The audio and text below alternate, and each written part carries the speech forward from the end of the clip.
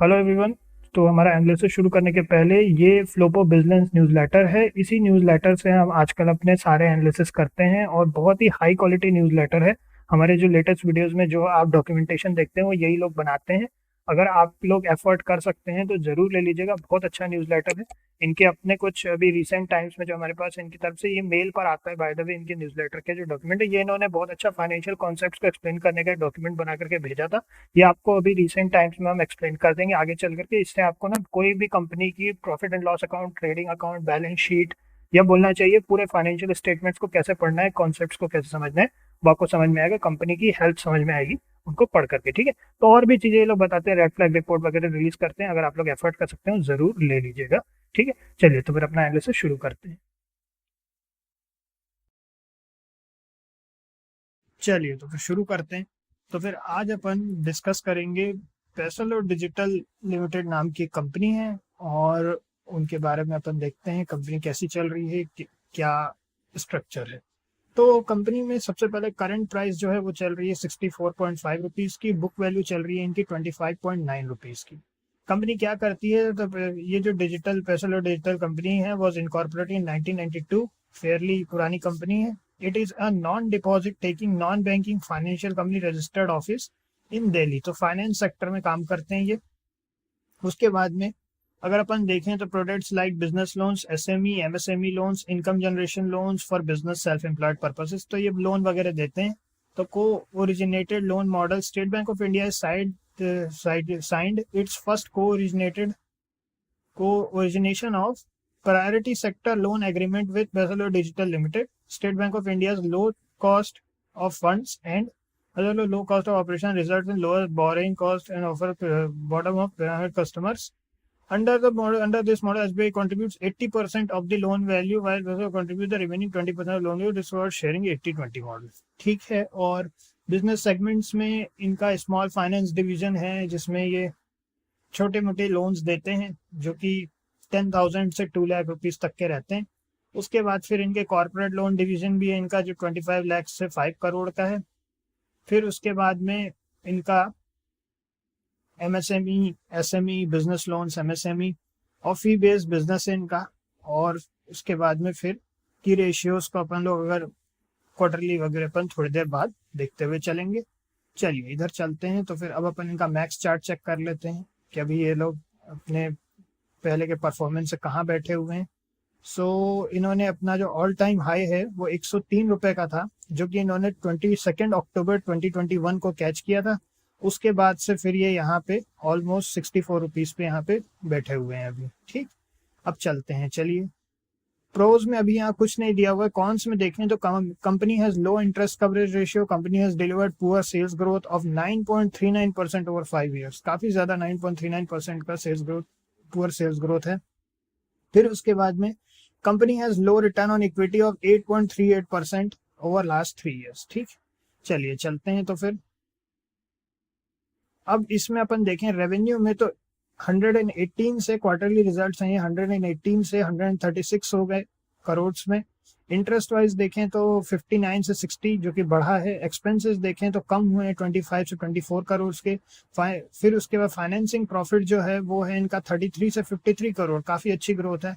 Financing margin percentage 28% से 39%। Other income इनका -5 से 0, जो कि मैंने निगेटिव में था अदर इनकम, अभी 0 हो गया, ठीक है।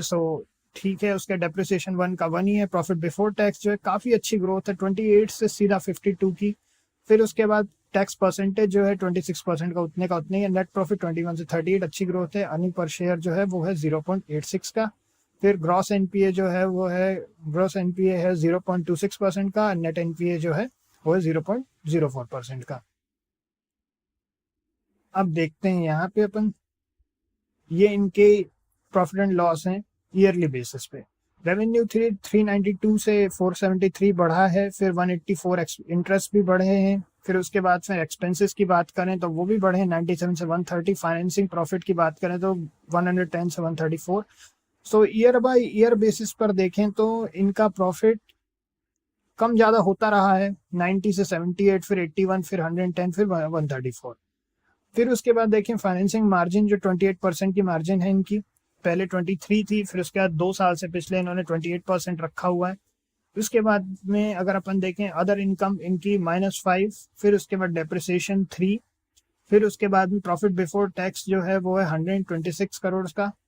फिर उसके बाद में अगर अपन देखें टैक्स परसेंटेज है इनका 26%, नेट प्रॉफिट जो है वो है 94 करोड़ का।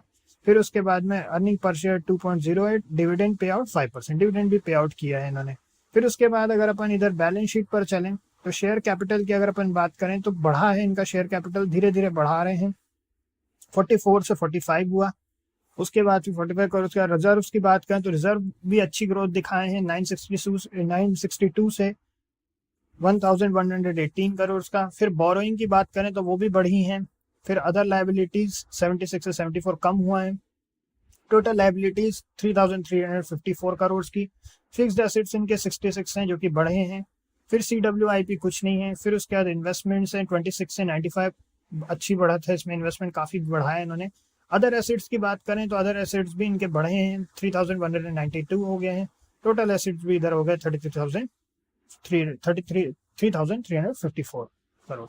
ठीक, अब कैश फ्लो की बात कर लेते हैं। कैश फ्लो जो है, कैश फ्लो में ऑपरेटिंग एक्टिविटीज इनका नेगेटिव में है और इनफैक्ट ज़्यादा नेगेटिव है, -396 से -452 हो चुका है। कैश फ्रॉम इन्वेस्टिंग एक्टिविटीज -3 से -5 हो चुका है। कैश फ्रॉम फाइनेंसिंग एक्टिविटीज बस इनका बढ़ा है। Overall net cash flow positive हुआ है, -37 से 19 पॉजिटिव हुआ है, पिछले साल नेगेटिव कैश फ्लो था इनका।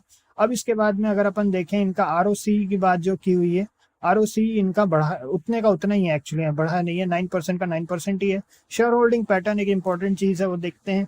इनका जो मार्च 2023 में इनका प्रमोटर होल्डिंग थी 45.92 की, अब 46.24 जो कि बढ़ा है। अब इसके बाद FIIs की बात करें तो कम हुआ FIIs का इंटरेस्ट इसमें, फॉरेन इंस्टीट्यूशंस ने अपना कुछ इसमें से शेयर होल्डिंग निकाली है। फिर उसके बाद में अगर अपन DIIs की बात करें तो DIIs का इन्वेस्टमेंट बढ़ा है, 13.32 से 14.18 हुआ। पब्लिक इंटरेस्ट जो है वो भी कम हुआ है, 20.64 से 19.65। और पब्लिक इंटरेस्ट लगातार यहाँ पे आप अगर देखें 26, 25, फिर उसके बाद 21.19, 20.89, 21.19 थोड़ा सा बढ़ा, फिर उसके बाद 20.31, 21, फिर ऐसे ही फ्लक्चुएट होता रहा है। ज़्यादातर इनका ये 2021 की रेंज में अभी जो है, अभी तक का सबसे कम अगर अपन इनके 2020 से लेकर के 2023 का देखें, सबसे कम पब्लिक इंटरेस्ट अभी अपने को यहाँ दिख रहा है। अब अपन चलते हैं, चलिए इनके चार्ट पे, अब साथ में टेक्निकल एनालिसिस भी कर लेते हैं। सो हमने यहाँ पे इनका चार्ट ओपन किया हुआ है, डेली टाइम फ्रेम पे इनका चार्ट हमने ओपन किया है। आज इनका स्टॉक जो है ओपन, मार्केट ओपन हो चुका है, स्टॉक जो है 3% से अपसाइड है, जो कि अच्छी बात है। इनका स्टॉक अभी काफ़ी बढ़ा हुआ है। अगर अपन इसमें एक चीज़ और ऐड कर दें, वॉल्यूम्स ऐड कर दें अगर अपन, तो अपन वॉल्यूम को भी देख सकते हैं इसमें।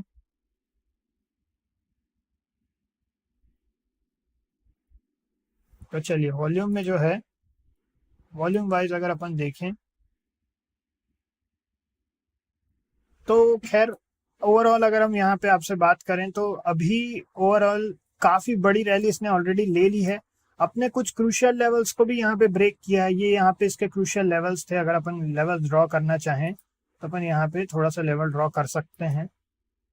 यहाँ पे एक इनका क्रूशियल लेवल हुआ करता था, उसको इन्होंने ब्रेकआउट देते हुए यहाँ अपर साइड पे गया है। अब एक और लेवल यहाँ पे दिख रहा है, जो कि कई बार यहाँ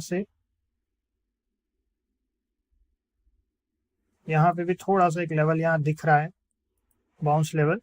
अब ओवरऑल हमारे सजेशन में तो अभी भी अच्छी रैली ली है, तो थोड़ा सा संभल करके रहना सही है। हो सकता है कि कुछ समय तक कंसोलिडेट करे लोअर लेवल्स पे, या फिर हो सकता है इधर से ब्रेकआउट दे दे।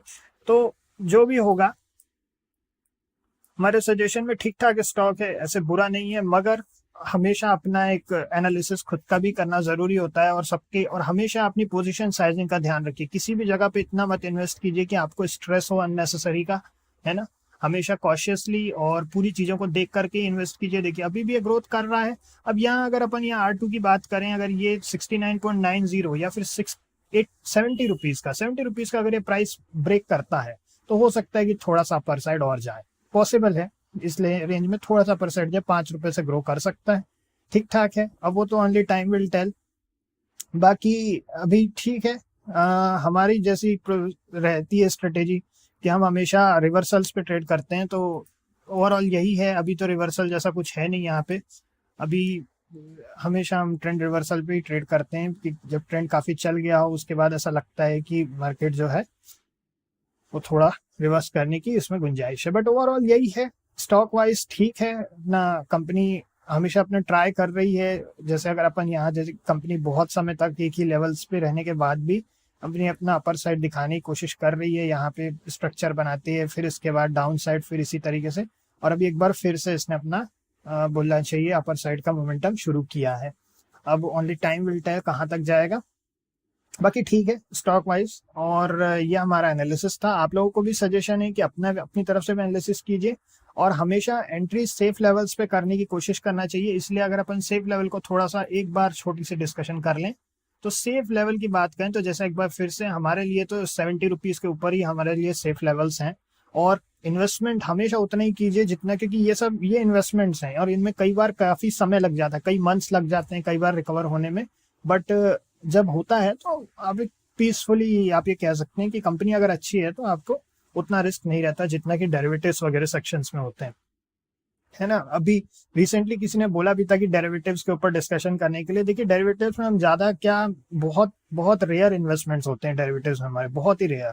तो डेरिवेटिव में ऐसे डिस्कशन करने के लिए शायद करें, है ना। अगर कोई बहुत ही अच्छी इफेक्टिव स्ट्रेटेजी या इफेक्टिव कुछ होता है और प्रॉपर टेस्टिंग के बाद ही आप लोगों से शेयर करेंगे तो हमें इन्वेस्टिंग ही पसंद है। बट देखते हैं, अभी इतना ही है आज के लिए। सो नेक्स्ट में मिलते हैं आप लोगों से। ठीक, ओके।